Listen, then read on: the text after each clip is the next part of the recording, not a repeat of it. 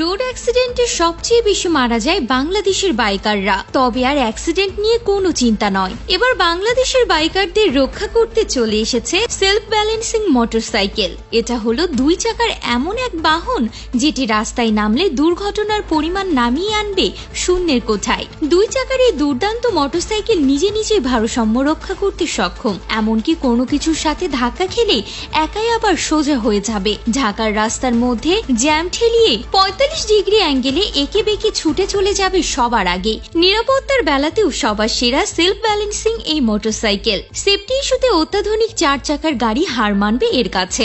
দুর্ঘটনায় পড়লে যাত্রী ও ড্রাইভারকে বাঁচাতে সাথে সাথে খুলে যাবে এয়ারব্যাগ। এটির নির্মাতা প্রতিষ্ঠানের নাম দিয়েছে অটো ব্যালেন্সিং ইলেকট্রিক ভেহিক্যাল বা সংক্ষেপে AEV। এটি আসলে কারো বাইকের মাঝামাঝি এক অবস্থা। ড্যাসিং লুকের এই যান দুই চাকায় চললেও উপরের অংশে আছে একটি ছাদ, যা আপনাকে একদম 4 চাকার ফিল দেবে।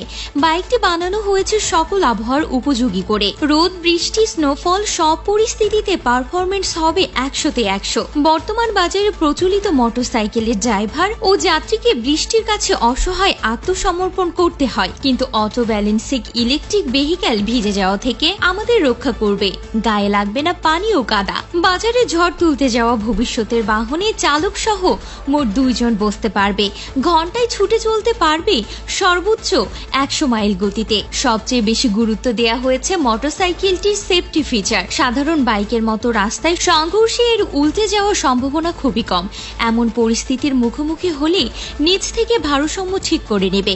তবু এতে আধুনিক কারের মতো সামনে ও সাইডে দেওয়া হয়েছে এয়ারব্যাগ। ইমার্জেন্সি সিচুয়েশনে সেগুলো ওপেন হয়ে চালক ও যাত্রীর প্রাণ বাঁচিয়ে দেবে। তাই বর্তমান বিশ্বের যে কোনো 2 চাকার বাহনের চেয়ে এটি অনেক বেশি নিরাপদ। ধারণা করা হচ্ছে সেলফ ব্যালেন্সিং মোটরসাইকেল ভবিষ্যতে $1 ট্রিলিয়ন অটোমোবাইল মার্কেটকে ধুসিয়ে দেবে। আর সেই লক্ষ্য নিয়ে সামনে এগিয়ে যাচ্ছে লিড মোটরস। প্রতি বছর 10 লক্ষ ইউনিট সেলফ ব্যালেন্সিং মোটরসাইকেল প্রোডাকশনের টার্গেট নিয়েছে তারা।